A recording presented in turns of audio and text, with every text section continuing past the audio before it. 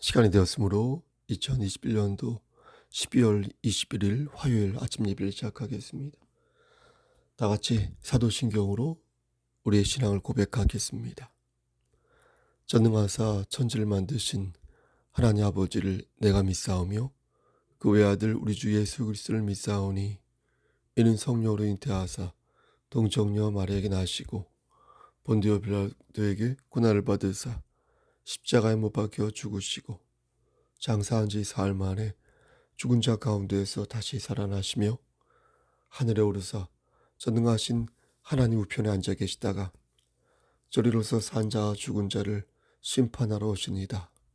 성령을 믿사오며 거룩한 공예와 성도가 서로 교통하는 것과 죄를 사해 주시는 것과 몸이 다시 사는 것과 영원히 사는 것을 믿사옵나이다. 아멘. 사랑과 은혜가 풍성하신 하나님 아버지, 하나님의 크신 사랑을 진심으로 감사드립니다. 우리에게 새로운 하루를 허락하셔서 기쁨으로 건강하게 하루를 예배로 열 수 있도록 허락하여 주시는 데 감사합니다. 하나님, 우리가 혹 어제 지은 죄 용서함을 구하지 못하고 오늘 하루를 맞이했다면 하나님 이 시간 주님의 보혈로 우리의 죄를 씻어 주시옵소서.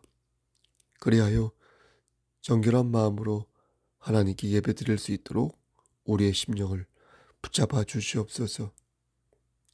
하나님, 우리가 하나님의 자녀로서 이 세상 살아갈 때에 하나님을 기쁘시게 하는 삶을 살기를 원합니다. 우리의 심령을 붙잡아 주시사 나고자 되지 아니하도록 하시고 천국 백성으로서 열매 맺는 삶이 될 수 있도록 주여 우리의 삶을 주관하여 주시옵소서. 하나님, 우리가 서 있는 그 자리에서 예수 그리스도의 냄새를 발할 수 있도록 하시고 진리를 사되 진리를 팔지 아니하도록 주여 우리의 심령을 지켜주시옵소서. 악한 마귀가 우리를 유혹하고 흔들 때에 하나님 말씀으로 그리고 기도로 이길 수 있도록 하시고 더욱더 하나님을 의지함으로 말미암아 하나님 말씀 안에서 성화되어가는 우리 모두가 될 수 있도록 이 성석 공동체, 교회 공동체 위에 함께하여 주시옵소서.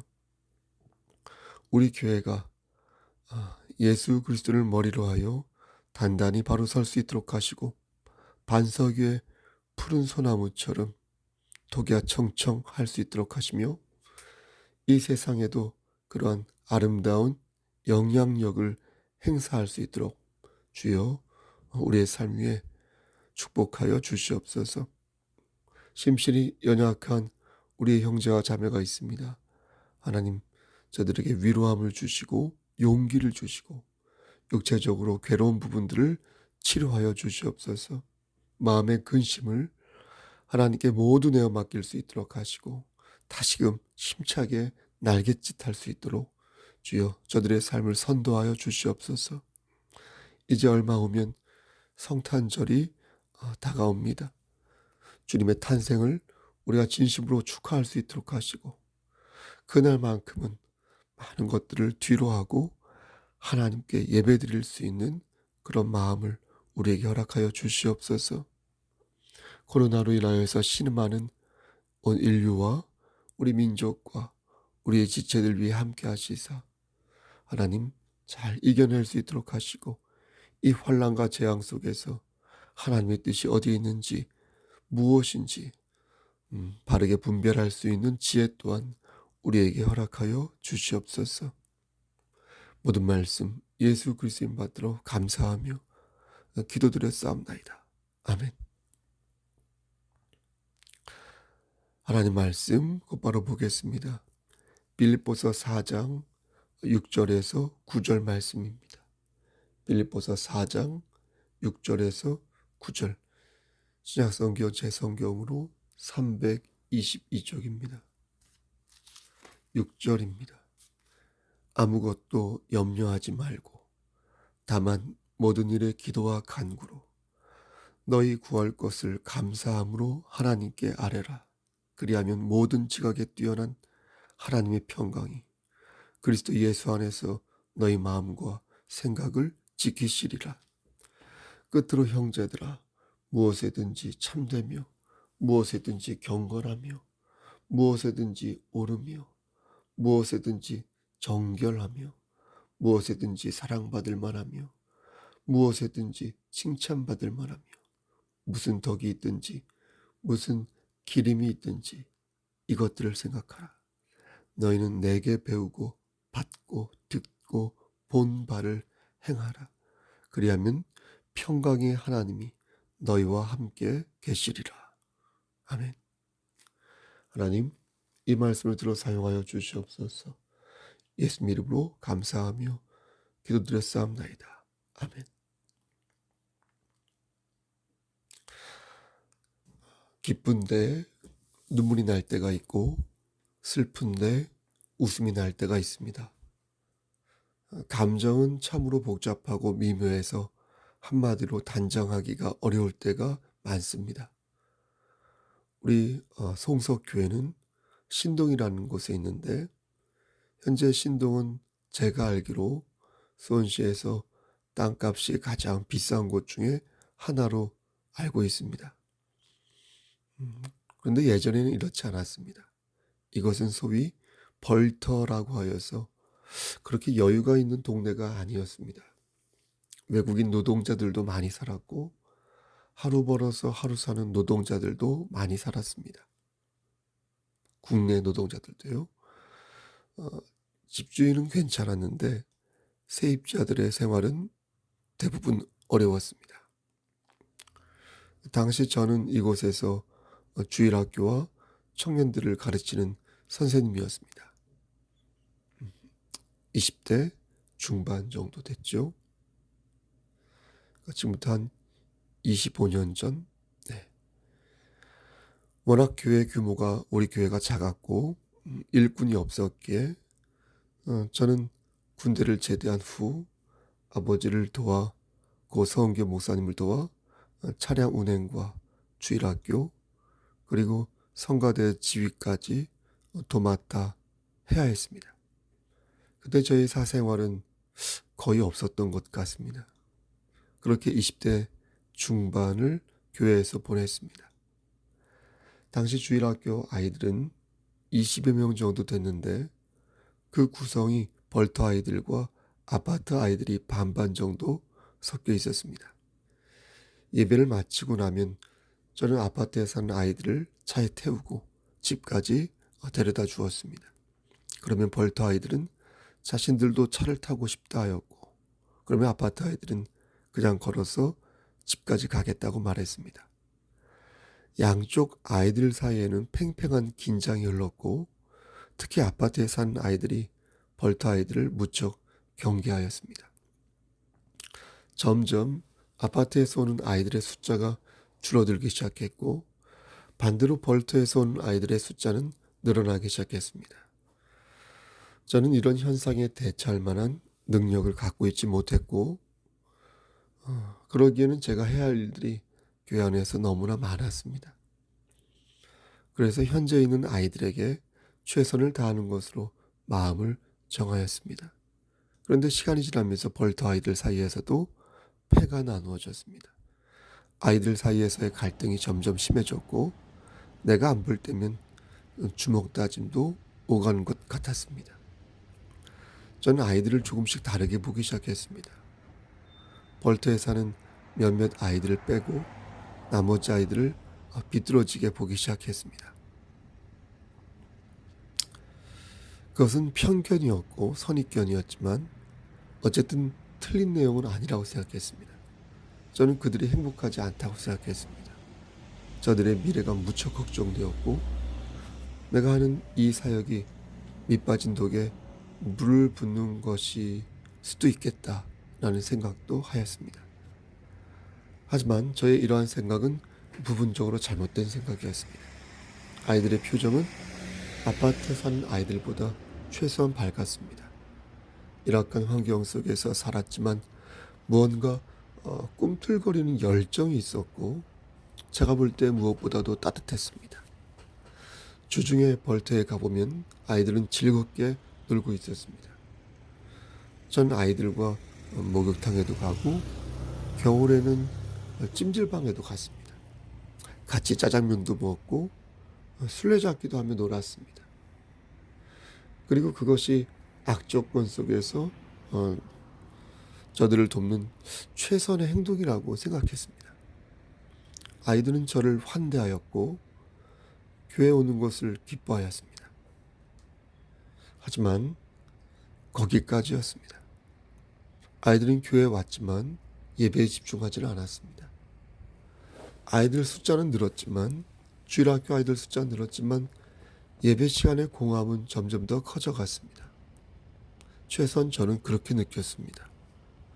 노예와 총회에서 어떻게 했길래 주일학교가 이렇게 급성장한 것이냐 물어왔고 성흥경 목사님도 상당히 자부심을 느꼈지만 저는 자꾸만 아파트에 살던 아이들이 마음에 걸렸습니다. 나는 혹시 꽃놀이를 하고 있는 것이 아닐까? 예배는 꽃을 보는 시간이 아닌데 나는 현란하게 저들을 장식하는 데 몰두하고 있으니 이게 꽃놀이가 아니고 무엇일까? 라고 생각했습니다. 기쁨을 채우기 위해 기쁨을 만들어내고 있으니 이러다 꼬꾸라지겠다 싶었습니다. 하지만 아무것도 하지 못했습니다. 그리고 20여 년이 지난 지금 25년 정도가 지난 지금 실제 그렇게 되었습니다. 그때 그 친구들 중에서 반듯하게 신앙생활을 하고 있는 사람들이 몇이나 될까 물을 때 고개가 떨구어지는 것입니다. 모두 저의 책임이라고 말할 수는 없겠으나 분명 저의 책임인 것은 맞다 하겠습니다. 오늘 본문을 한 단어로 요약하면 기쁨이라고 말할 수 있을 것 같습니다. 사도 바울은 성도들에게 기쁘게 살 것을 권면하였습니다. 한두 번 기뻐하고 그만 기뻐하라는 게 아니라 쭉 기뻐하라고 권면하였습니다. 빌립보서 4장 말씀을 쭉 읽어보면 이게 얼마나 중요했으면 반복하여 말했을까 싶습니다. 내가 다시 말하노니 기뻐하라. 내가 다시 말하노니 기뻐하라. 주 안에서 항상 기뻐하라. 내가 다시 말하노니 기뻐하라. 사도 바울이 이렇게 말할 수 있었던 것은 본인이 정말로 기쁜 삶을 살았기 때문입니다. 본인이 기쁘지 않고 사람들에게 기쁘게 살라고 말하는 것은 설득력이 없습니다. 따라서 바울은 본인 스스로 기쁘게 살기 위해 노력했을 것입니다. 말씀의 본이 되기 위해 노력했을 것이고 실제 그렇게 해야 과중한 책임을 감당할 수 있다고 생각했을 것입니다. 왜냐하면 다시 말씀드리지만 그렇게 해야 말씀을 힘있게 전할 수 있고 또 그렇게 해야 다름질에서 나고자가 되지 않을 수 있었기 때문입니다.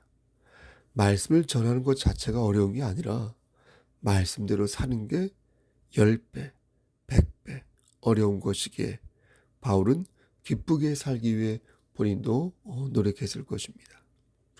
그런데 우리는 사도 바울이 처한 환경을 잘 알고 있습니다. 그가 처한 환경은 전혀 넉넉한 환경이 아니었습니다. 오늘 본문만 보더라도 그는 전혀 행복할 것 같지 않은 환경을 갖고 있었습니다. 11절 이하의 말씀을 보면 바울이 얼마나 파란만장한 삶을 살았는지 단박에 알 수 있습니다. 바울은 몹시 궁핍했습니다. 풍부에 처한 적도 있었지만 배고픈 적도 많았습니다.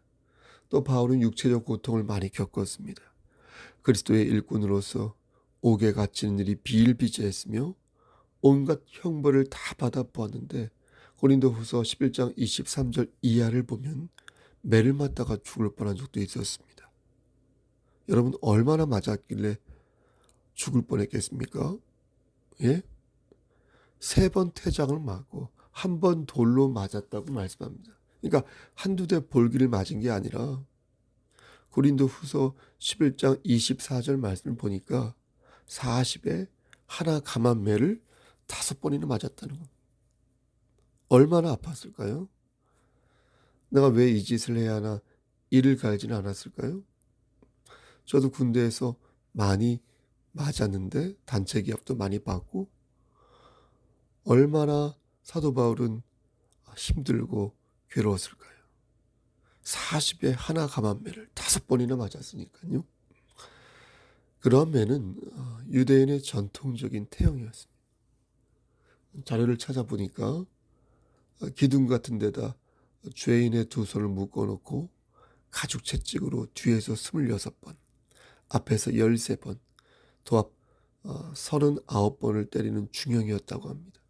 그 벌이 너무나 고통스러워서 어떤 수용자들은 중간에 맞다가 죽는 경우도 있었다고 하는데 사도 바울은 그런 형벌을 무려 5번이나 받았다는 거예요. 5번. 어쩌면 이를 너무 꽉 묻나 보지 이가 다 으스러졌을지도 모르겠습니다. 근데 왜 40이면 40이지 39일까요?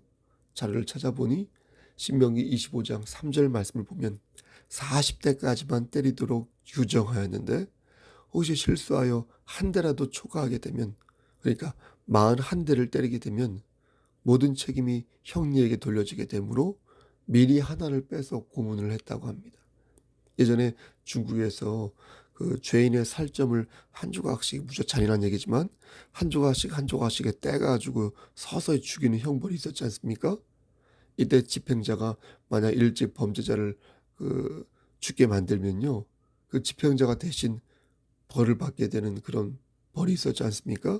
그래서 죄인에게 마약을 먹이고 쇼크로 죽지 않도록 조치를 취하였는데 유대인들 역시 혹시나 41대가 될까 봐 주의하는 차원에서 40에 하나 감한, 즉 39대를 정하여 태형을 시행하였다고 합니다.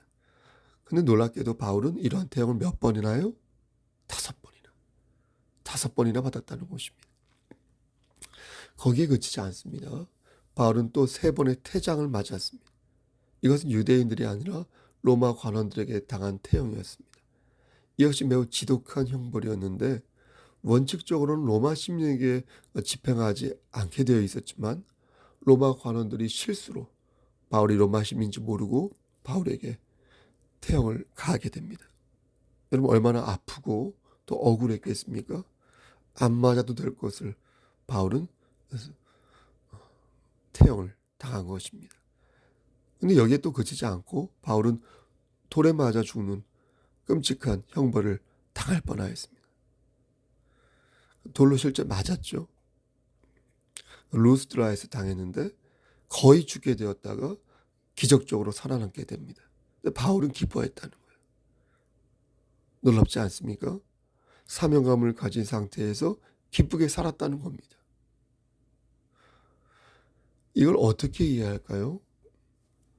조금만 힘들어도 숨이 차오르는 저로서는 도무지 이해가 안 가는 것입니다. 여러분 이해가 되십니까? 바울은 잘 나가던 사람이었습니다. 바울은 모자란 사람이 아니었습니다. 못 배운 사람도 아니었고요. 유대 사회의 최고 엘리트 신분을 갖고 있었던 사람이었습니다. 하지만 바울은 그것을 포기했고 죽을 것을 알면서도 그리스도의 사람이 되었습니다. 손해 정도가 아니라 고난과 핍박을 감수하면서 예수 그리스도의 일꾼 되는 것을 포기하지 않았습니다. 여러분 왜 그랬을까요? 왜 그는 그렇게 무모한 삶을 살았던 것일까요? 이런 이유를 묻는 것이 어쩌면 한심한 일이라 하겠습니다. 여러분 바울은 진리를 알고 있었고 진리를 지키기 위해 그렇게 산 것입니다. 그는 모든 복이 하나님으로부터 온다는 사실을 우리처럼 알았습니다. 인간의 생사화복을 주관하시고 나를 구원하시는 이가 독생자 예수 그리스도라는 사실을 우리처럼 알았습니다. 그래서 그렇게 산 것입니다. 그럼 바울은 행복했을까요? 그래서 바울은 복을 받았을까요? 그렇지 않습니다. 바울은 행복하지 않았습니다. 엄밀히 말해서 바울은 복을 받지도 않았습니다. 하지만 바울은 환난 중에도 즐거워했고 환난이 인내를 주며 인내가 연단을 주며 연단이 소망을 이룬다는 것을 믿었습니다. 행복하지 않았는데 즐거워했단 말이 무슨 말일까요? 행복하면 행복한 것이지. 행복하지 않았는데 즐거워했다는 말은 모순이 아닌가요? 여러분 들어보십시오. 바울이 처한 환경은 결코 행복한 환경이 아니었다는 것입니다. 바울이 맞닥뜨려진 여러 일들은 고난의 연속이었다는 것입니다. 왜 이런지 모르겠다 싶은 것입니다. 그의 삶은 타인이 볼 때 파란만장하였고 질풍노도의 삶이었지 결코 평탄하고 온화한 삶이 아니었다는 것입니다. 또한 바울이 받은 복은 이 땅의 복이 아니었다는 것입니다. 세상 사람들이 생각하는 평탄대로의 의리의리한 복이 아니라 차원이 다른 신령한 복이었다는 것입니다. 그래서 사도 바울은 행복하지 않았지만 기뻐했던 것입니다. 그리고 빌립보 성도들에게 당당히 그러한 삶을 살 것을 권면한 것입니다. 주 안에서 기뻐하라.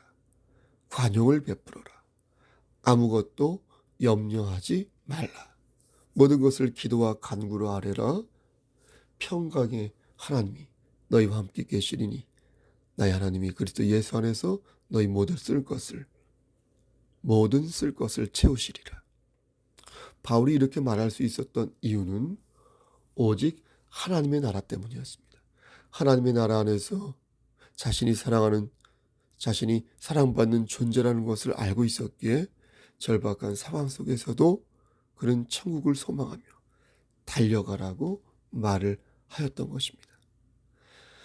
사랑하는 성도 여러분, 그러므로 저는 여러분들에게 권면하는 것입니다. 여러분이 아무리 암울하고 열악한 환경 속에 처해 있다고 해도 하나님께서는 여러분들을 일으키실 것입니다. 그 어떤 장애물이 있다 해도 우리는 하나님께로 가는 길을 찾게 될 것이며 그 과정에서 하나님이 우리를 사랑하시고 우리를 지켜 보호하고 계심을 한 번 더 확신하게 될 것입니다. 사랑하는 성도 여러분, 우리는 그리스도의 은혜로 영생을 소유하게 된 자, 그렇죠? 하나님께서는 하나님의 자녀를 결코 그러므로 쓰러지게 냅두지 않으십니다. 우리의 다리가 무쇠다리라서 그런 게 아니라 하나님이 우리의 다리가 되시고 우리의 지팡이가 되시며 우리의 안위가 되시기에 우린 쓰러지지 않는 것입니다. 나의 하나님이 그리스도 예수 안에서 영광 가운데 그 풍성한 대로 너희 모든 쓸 것을 채우신다 하셨으니 여러분 이를 믿으시고 더욱 주 안에서 풍성한 삶을 사시기를 소원합니다. 한 번 더 권면합니다. 하나님께서 우리를 사랑하심을 믿으시고 오늘도 반듯하게 여러분에게 주어진 이 땅에서의 삶을 최선을 다하여 사시기를 소원합니다. 영생을 소유한 자답게 천국 백성처럼 반듯하게 향기롭게 사시기를 우리를 죄에서 구속하여 주신 주 예수 그리스도인 받들어 간절히 축원합니다. 아멘. 주의 기도하시겠습니다.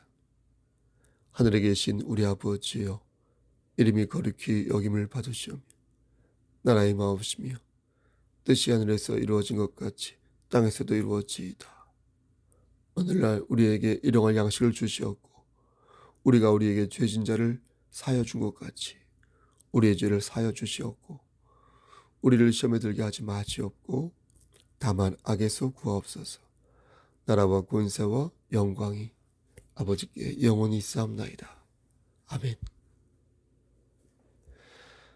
예배를 마쳤습니다.